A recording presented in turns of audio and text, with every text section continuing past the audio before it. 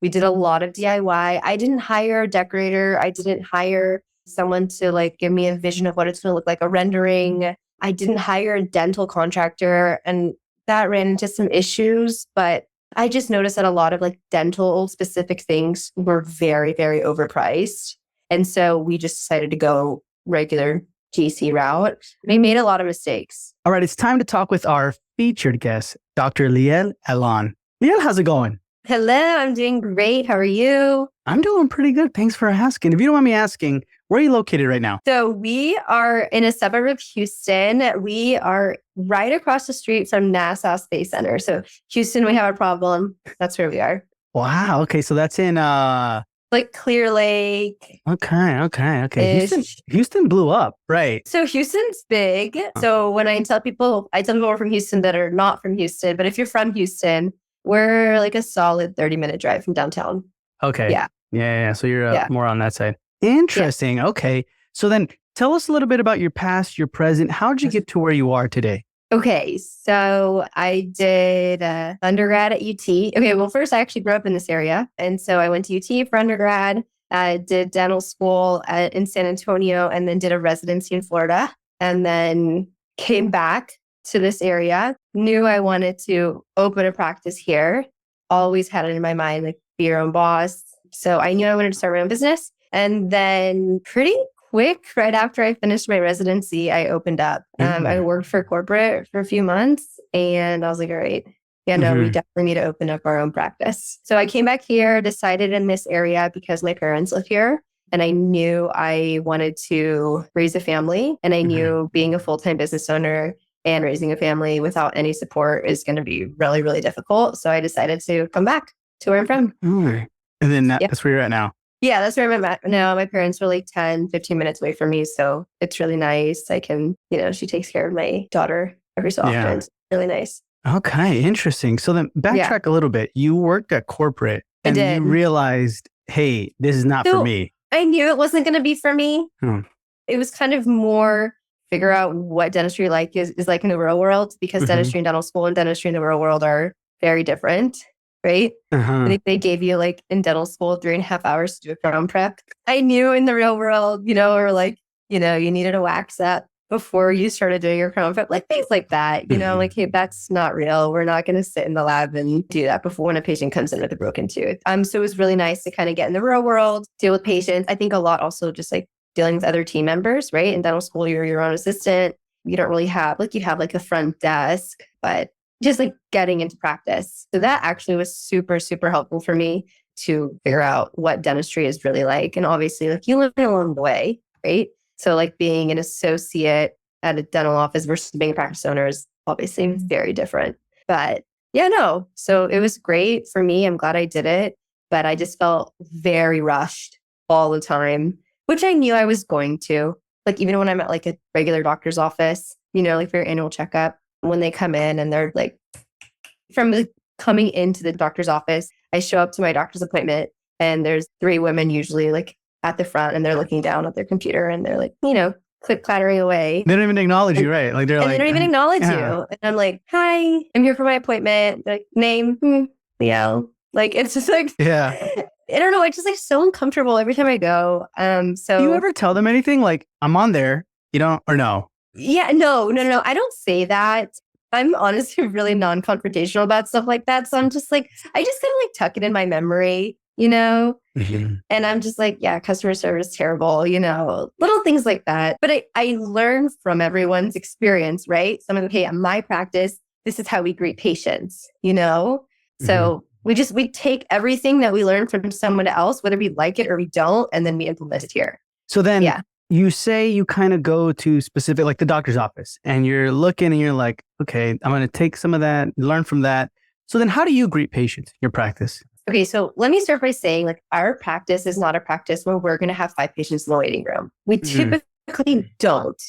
And the reason for that is if there's 5 patients in the waiting room, that means I'm probably going to see 5 people back to back in the back. And I try to give every patient a more personalized experience. Okay. So I do spend a lot more time with my patients. Our appointments are much longer than your average dental appointment, but I feel like it gives them this like really personalized experience. And that's what sets us apart from going to any other corporate office where it's just like get in, get out, boom, boom, boom, boom, boom, boom, boom. Right. So when a patient walks in, I mean, I'm the only dentist here, so there can't be, too many new patients that are coming at the same time. We will say, like, let's say the patient's name is Jane. The front is trained to look up and say, "You must be Jane," immediately. I've sat in the front a few times and I think I got it wrong one time. They're like, "No, I'm not Jane." And it was like some random woman who came in. I was like, "Oh my God, I'm so sorry." Yeah. Well, how can I help you? But I'm saying like 98% of the time, 99% of the time, we're right. So we're like, "Oh, you must be Jane." Like, "Yeah, oh yeah, you're here for a new patient exam, right? You're here for a new appointment." "Yeah, awesome. So nice to meet you." So they don't start speaking. We start speaking. We greet them first. We don't let them say like, "Oh, I'm here for an appointment." You walk in. The moment you walk in, we go like, "Hi, welcome to Dental Allon." Like immediately, there's not a chance that you're going to come in and the person in the front is going to be staring at their computer. Yeah, I like No that. chance. Okay, and then from that point on, what happens? Okay, so from that point on, we have it online where you can fill out all of your information online. So most people have everything filled out online. But if they don't, we already have the iPad ready for them to fill out their information. We scan, like insurance card ID, offer them water or coffee every single time. And then within 5 minutes, we didn't make our patients wait at all, really. And like in the waiting room, someone greets them, takes them to the back. I like that because you're kind of showing hospitality in your home when you do that, right? Like if somebody walks in your house, you're not just going to be like, until they walk all the way to your bedroom and say like, what do you want? Right. You? Like, yeah. You're going to be like, "Oh, hey, welcome. Come on in." Right. Kind of thing. Hey, yeah. Okay. Listen, people are already coming in so stressed out. Okay. They don't want to be here. Right. Most people don't want to be here.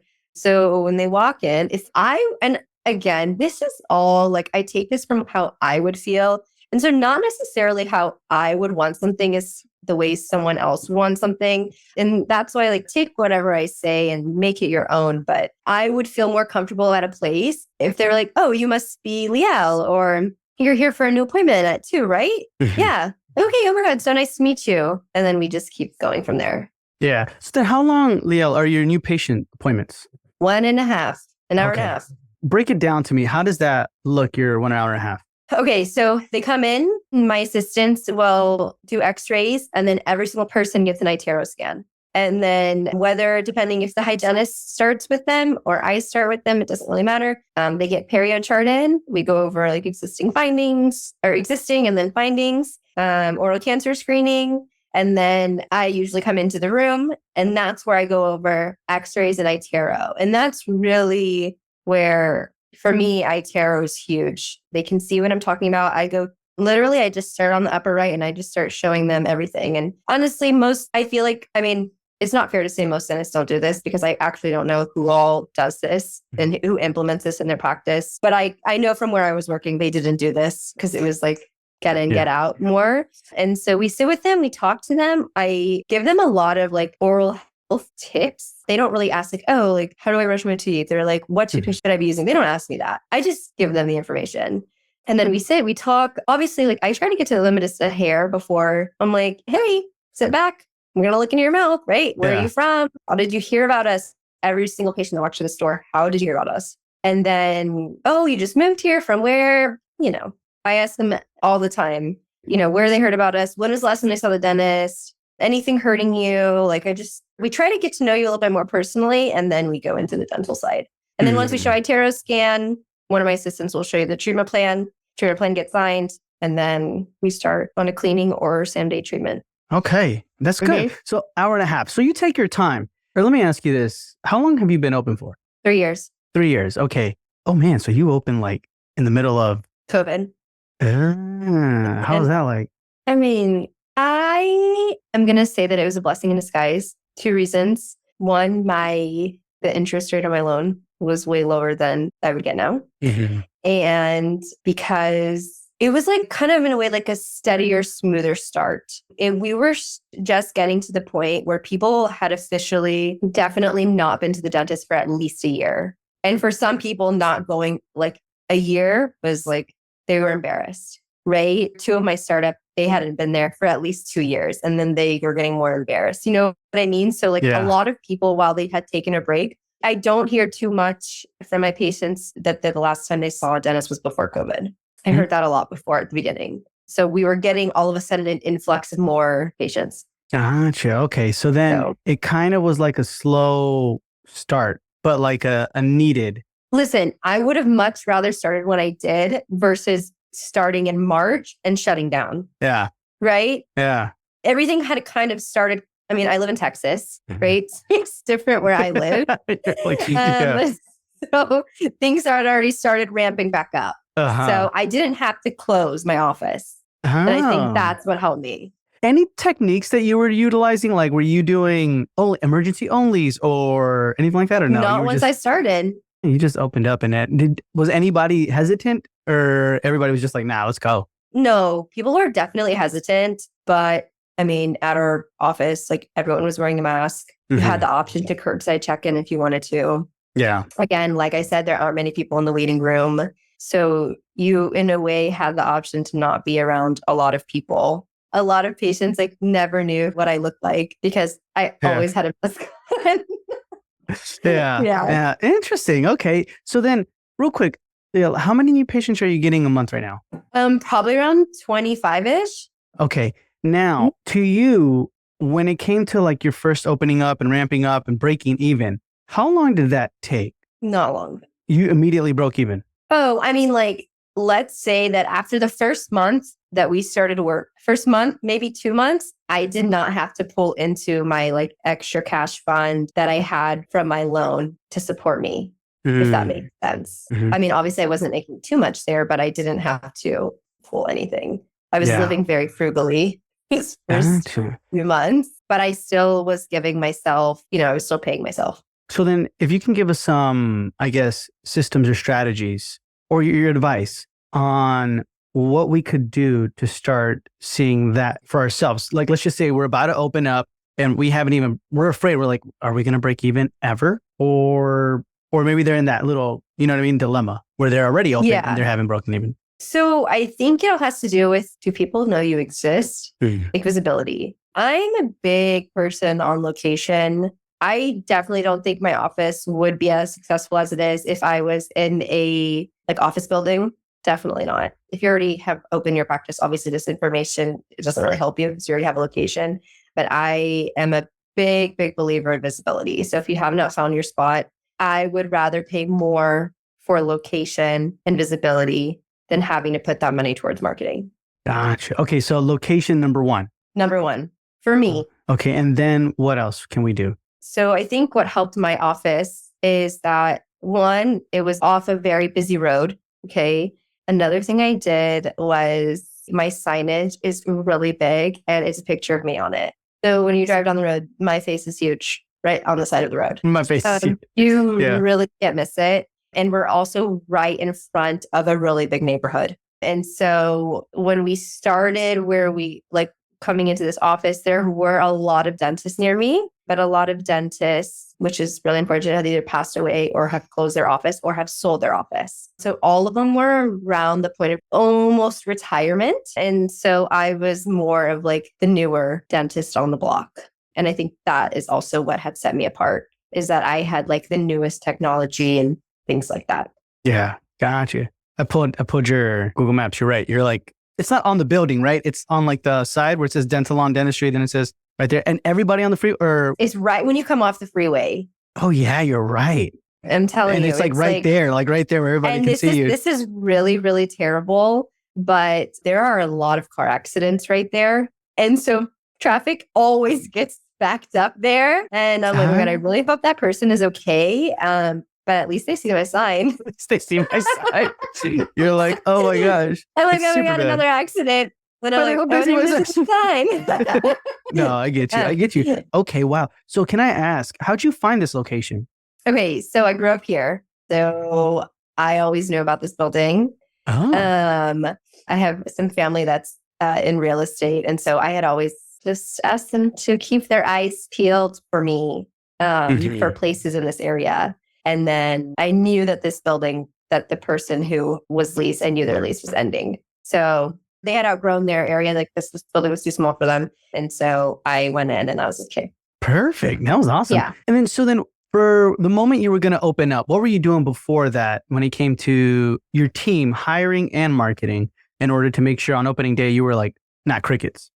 No, opening day we were crickets. Really? Absolutely. Oh. Absolutely. No, I commend people that are like, oh my God, I haven't opened yet. My schedule is booked out 2 weeks. That was not us. And I'm not going to sit up here and say it was.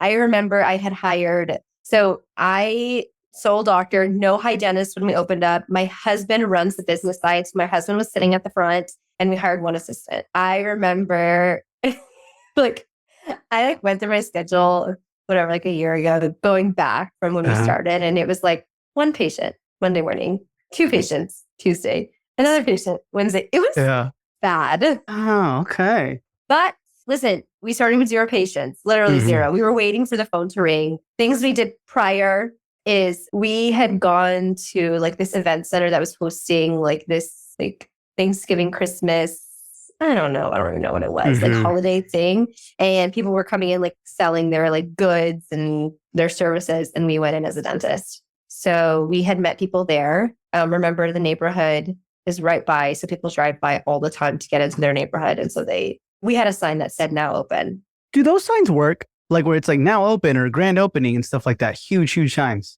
I think it is for us. Okay. Another sign that we have, and this is like, I thought at first it was a little tacky, but I have taken that. I decided it's not as tacky anymore because at the end of the day, it puts food on my table. So I have a walk-in welcome sign. Like an A-frame sign? So like right where it would have said now open, there's a walk-in welcome. And I switched that out. So like when I was looking for a hygienist, it said hiring hygienist, like things like that. So I go on Vistaprint and I order these massive signs and I just put them on my signage. And it works. I have a hygienist. Yeah. I have walk-ins. Yeah. I don't think that's tacky though. I'll tell you what, it's like, because I don't love, at least at my office, I don't love when they're like signs on the door and it's like $99 exam. You know what I mean? Or like the services that you're offered are on the window. I personally don't like that. And so that is why I thought it was going to be a little bit tacky that said walk-in welcome. But honestly, for the most part, it's always worked out. A patient walks in, we have a little lull in our schedule, or even if we don't have a little bit of a lull, we'll squeeze them in. And then that emergency exam turns into a comprehensive exam at some point. Brilliant. Yeah. No, that's really good. Bring them on. Bring on the walk-ins. Okay. When you were looking at let's like teleport back to that moment where it was like 1, Monday morning, and then 2, in your mind, emotionally, personal life, everything, were you kind of thinking like, oh my gosh, it would be so nice to just get a paycheck and then go home? Or were you still like, no, this is good. This is fine. Listen, I didn't expect to be so busy. I think I came with like I remember like if we made like a production of $1,000 a day, I would be like, okay. And like now looking back, I'm like, oh my God, we would not be open. We only did that much. But remember, we had a really, really small team. So we could afford, not making as much. So, I mean, no, it was definitely scary. But again, like I knew we had just opened. So it wasn't fair for me to judge, we're not doing well because our schedule isn't completely booked out. You know what I mean? Like it wasn't, I couldn't make that judgment call just yet. Yeah. Like I had to do word of mouth. You know what I mean? I knew that was what my basis was. And I knew I started with 0. So I was just going to have to be patient. No, that makes a lot of sense. When do you think you could start, if somebody would ask you like, hey, I've been 2 years like this, is it okay to make the judgment call then? Be like, yeah, something, what? Or no? Oh, no, definitely. I mean, listen, okay, there are months where I'm like, what's going on? Like I always say September. Like September for me is like the worst month in the world. I'm always like, God, this really is September, And I try not to get discouraged. But if I were to have multiple months of September, I would need to start changing something, right? We need to do something different. It's obviously not working. Whether that means put more money into marketing or find a new skill or, you know what I mean? So it just kind of depends. I mean, yeah, if you're 2 years and you're twiddling your thumbs most of your day, maybe, I mean, this is the heart. I don't love doing this. If you can, it's great. But just to kind of make you sleep better at night is maybe just like work somewhere else part-time. But again, not everyone has that luxury of doing that. Yeah. Because ultimately, Liel, what is your goal? I mean, obviously, it's like, yeah, I want to make my practice profitable, right? But like beyond that, like, is it freedom? Like, you just want to, what would it be? Okay, so ultimately, I would love to only work 3 to 4 days a week, more on the 3, and then have those other 2 days off. Totally. So right now we're at 4.5 days a week. And I will say, when we started Tuesdays and Thursdays, we were working until 6. And then after I had a baby, we changed those to be closed at 4. Yeah. So I guess like working less, but still making enough.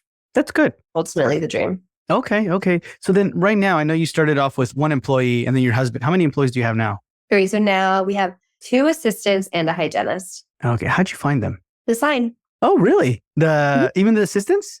Did you put like hiring assistants or? Hiring dental assistant. Oh my gosh. Okay. So that thing works, man. That really works. I mean, listen, people still, I used to have a sign that said now hiring. And then I realized it just wasn't specific enough because I would get people be like, oh, you need an office manager, reception, or this. And like, it was just never what I needed. So I just started making them for exactly what I needed. Isn't that crazy? Like the more specific you get, the better. Yeah. I mean, I still got resumes of people who don't even know what dental assisting is and they would want to be a dental assistant. Yeah. Like, so some other kind of assistant, they're like, I can be a dental one too. Yeah. Okay. So when you brought on these people, how's your interview process look like? And then have you ever had to fire anybody? So I've never had to fire anyone. I would say from the 3 years we've been here, we've had 2 other assistants and 1 hygienist. So I've never had to fire them. They left on their own for various reasons. Everyone, for the most part, left on like really good terms. Like they're moving or the commute was just way too long or things like that. Okay. But how do I hire them? So they see the sign, they email us, or they walk in with their resume, and then we sit at our office. Almog and I interview. We ask, about them. We ask a series of questions, and then Almog loves to ask like hypothetical. Like he'll ask like, okay, while you were waiting in the waiting room, like what was the picture on the wall? Like he'll ask those stuff. This is your husband? Yeah. Oh, okay. He like really gets to shaking. They're like, no, the other day I literally was like, we've been in this room for whatever. We were like in a hotel and I was like, without looking back, what picture is on the wall? And he didn't know. And I was like, you talk about all things so observant. You're asking these dental assistants 2 minutes in the waiting room. We've been at this hotel room for like a week. You have no idea. So he asked that for observing. Their attention to detail. Yes. Interesting. We always ask like the sillier questions, like, if you were an animal, what would you be? Or like, things like that. I can kind of gauge more or less like dentistry wise, like how much you know. Sometimes I'm like, okay, so if I said like number 3 MO, what does that mean to you? And I can tell you half of the dental assistants that I interviewed, not a clue. And then from that point on, like this is not going to work. That's like, okay, interesting. Yeah, like I will train my assistant. I have no problem doing that, but I need some sort of basis. You know what I mean? Like I need you to know the tooth numbers, I need a little bit more. Do you feel like you also need a specific type of like character, personality? Like for sure. Actually, all of my assistants are very quiet. Very quiet. Is that something you're looking for? Or? I actually love it. They're really quiet. I will say all of the hygienists we've had have been very bubbly, which I also love that. But when they come into the interview, we are very big on this is an absolute no ego zone. Like there will not be drama in this office. And I, knock on wood, can say that there has been no drama between team members at our office. And that just like makes me sleep so well at night when I know that. The biggest part of ownership is like the team. Yeah, you're right. Part. I hear a lot of stories, and I'm sure you hear this, Liel, where it's like, I dread Mondays because of my team. And I'm like, isn't this your practice? Like your own business? I don't get it, right? But it happens. It happens. No, I love my team. I have an amazing team. I'm so fortunate. So, and the assistant that's been here the longest, she's been with me since the day we opened. Okay, that's good. So if you could describe to us your team culture, what does it look like and how'd you get it like that? No ego. There is no, this is my job. This is not my job. Like I changed the toilet paper today in the restroom. Like there's no, I'm above anything. Absolutely not. None of that. So I think because my team sees me sometimes do like tasks, if they're falling behind and we're on the time crunch, they will see me put on gloves and start cleaning up a room. right? So like I'm in there with them doing what I need to do. If the phone rings and an let's say is in the restroom, they will see me sprint to the front and, answer the phone. So like they see me sprinting. So if they see me busy, I can see when they sprint to the phone. You know what I mean? Like this is very, everyone has everyone's job kind of thing. Like obviously we all have our roles, but like we have tried to cross-train every single person at the office to do that. So no ego, number one. And then just like full transparency. Like if you need a day off, just tell me. Like you don't need to buzz me. You know what I mean? Yeah. Like I'm sick. Oh no. Yeah, like just tell me. They tell me, oh, my family's coming into town. I have a dinner later tonight. Can I leave 2 hours early? Go for it. And because I'm like fairly chill about all of that stuff, they always show up on time. Like I don't have to micromanage them. You know what I mean? Like I feel like my team doesn't like, oh, like we never get time off. You know what I mean? Like they have the time to do what they need to do. And I always tell them like at 4:00, I'm like, we're all out of here. I want to go home too. You know what I mean? So. Gotcha. Okay. One thing I wanted to ask when it came to like everybody does kind of everybody's role, or not everybody does everybody's role, but like, you pick up where you can. How does accountability look like in that scenario? So Almog mainly does the front. And so like if he forgets to add in a code, he'll say like, oh, on me, that's my fault, my bad, or like you accidentally forget to mark a patient ready and the patient's sitting in the waiting room for like 10 minutes. We're all just very like, oh, my bad. Like I did that. I'm so sorry. I'm going to fix that next time. And we are just all very accountable on our own. You know what I mean? Yeah, so I think because they watch me do it, like they don't ever see me blaming Almog or they don't ever see me blaming another assistant. If anything, I'm going to take the blame for everything wrong that goes in this office. Yeah. Right? So if there's ever an issue, and thankfully nothing has been so detrimental, we just talk to them like, hey, next time you do this, I know you don't answer the phones all the time. The next time you do, just make sure you say XYZ. That's interesting, Liel. I feel like you made without you knowing it, you made a culture where they feel safe to make a mistake. You know what I mean? For sure. And own up to the mistake, though. That's the important part. They're not just like making a mistake and then lying about it and then blaming somebody else or something, right? For sure. You're human. Yeah. You're human. I mean, I make mistakes. Like, what happened the other day? Like, I think I didn't press send or something for a case. And I told them, oh, I'll send it. And I blanked on it. I didn't send it. A few days later, and Mob's like, hey, this case wasn't sent out. What's going on? I'm like, oh, my bad.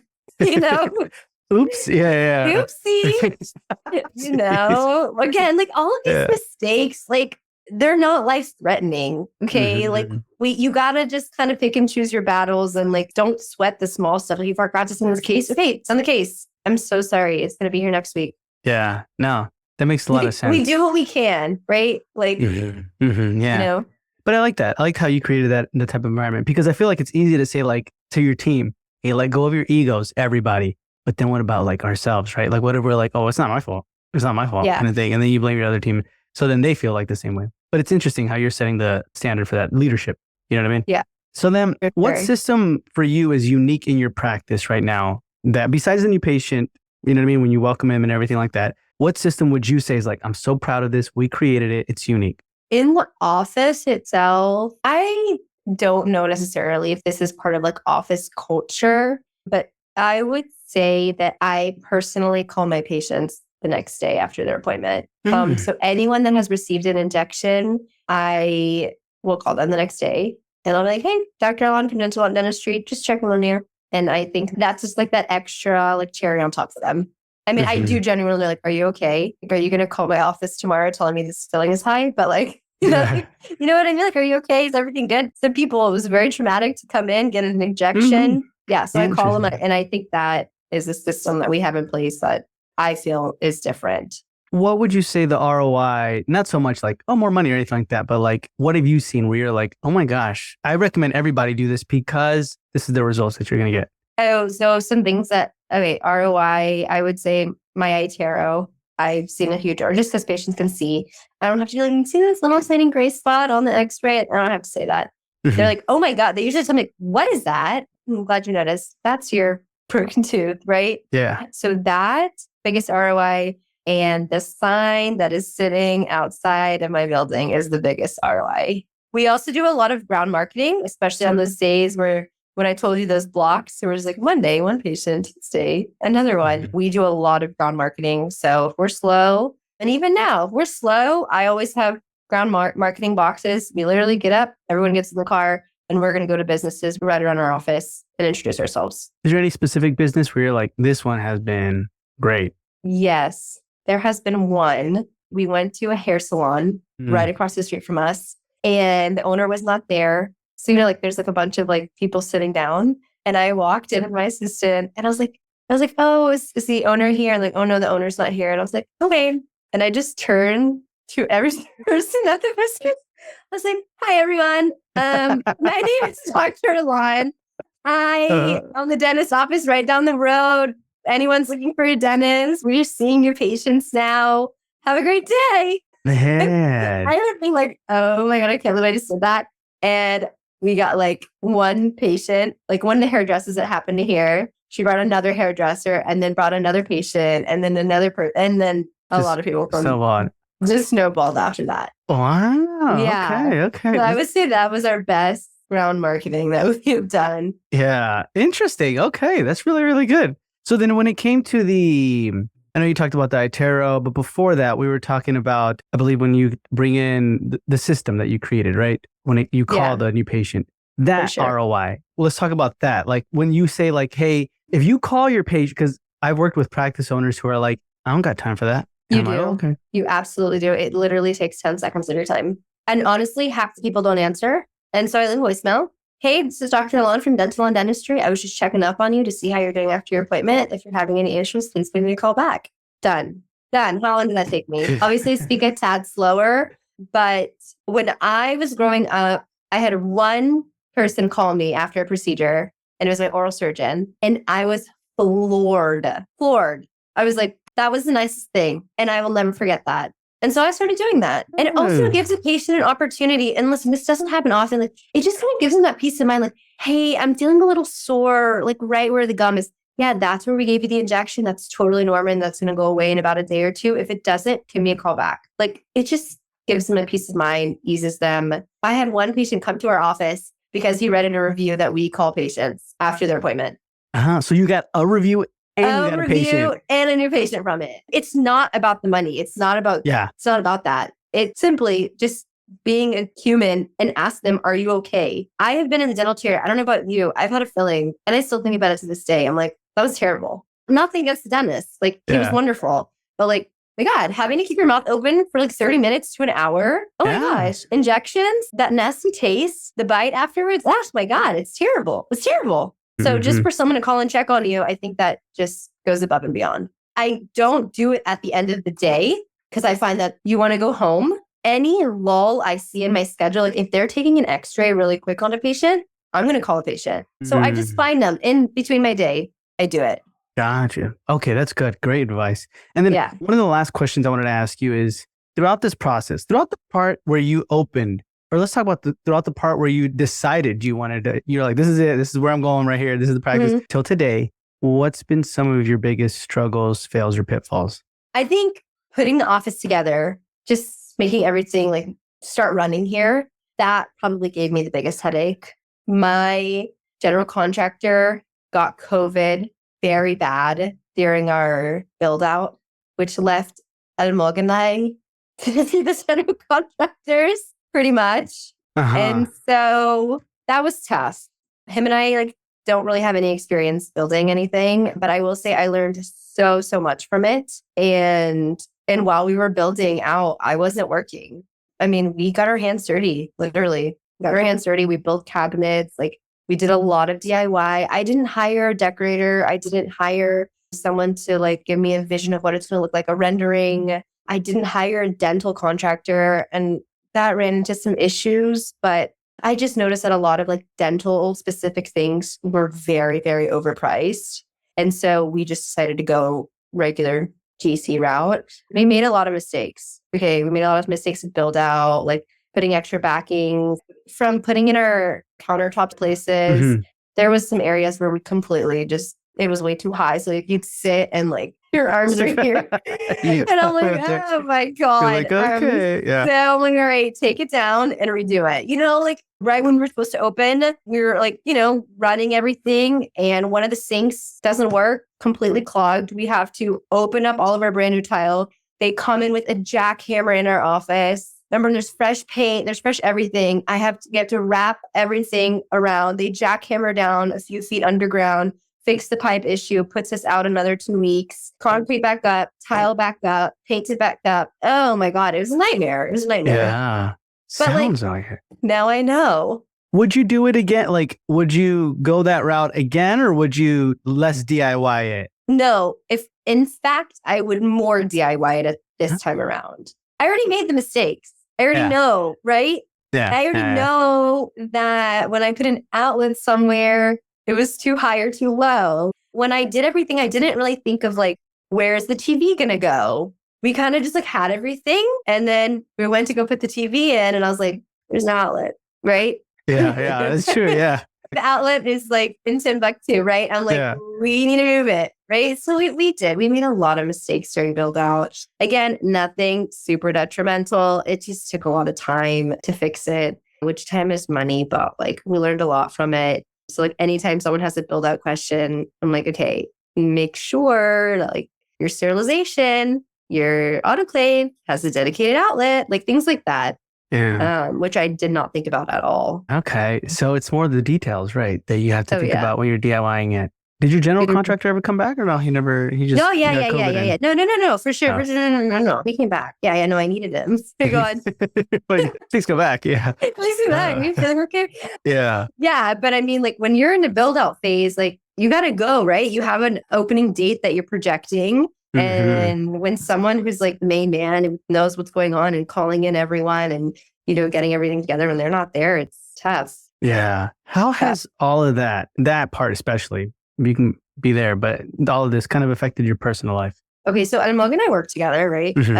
So before the Bisto, my parents, I heard so many people say, don't do it. Do not work with your husband. Do not work with your wife, whatever. It's terrible. I will say that going into it, once again, ego. Both of us know ego. He's not a dentist, so I can't be like, well, you don't know what you're talking about. You're not a dentist. I'm never going to say that to him. Okay, so typically when we do a bone graft, we need to wait this many months. If you're not a dentist, sometimes you don't know like the timing and timeline of everything. So a lot of learning. And same thing with me, right? Like he's doing all of the billing and he'd be like, whatever, let's say I made a mistake, you know, he'd be like, okay, so in the future, make sure you code this, or correctly. You know what I mean? Like just little things. And we vowed that when we come home, I don't want to hear the word dentistry. Yeah. I don't want to hear it. Nothing about it. So we are pretty good about not talking about dentistry when we get home. Like we can talk like emotionally how we are, but I don't want to hear like, oh, did you send that case off for the patient? I don't want to hear that. He doesn't want to hear it either. So we really don't talk about dentistry that much at home, which is really, really nice. So that's probably how it's all affected our personal life. Also, I have way more flexibility in my schedule. So that's also a plus, right? Yeah. So it has its pros and it has its cons. Interesting. Okay, wonderful. Liel, thank you so much for being with us. It's been a pleasure. Before we say goodbye, can you tell our listeners where they can find you? Our Instagram is Dental on Dentistry, pretty sure, at Dental on Dentistry. I have a personal account. I don't post anything on there, so it's really not worth it to follow me personally. It's also in private. But yes, at Dental on Dentistry. Feel free, anyone, if you're doing a serve app, you want to message me, all good. I'll let you know all the ins and outs and more into detail of what we did poorly and what we could have improved on. Okay, awesome. So that's going to be in the show notes below. So if y'all want to check that out. And Liel, thank you so much for being with us. It's been a pleasure. Thanks for having me. Alrighty, we'll hear from you soon. Awesome.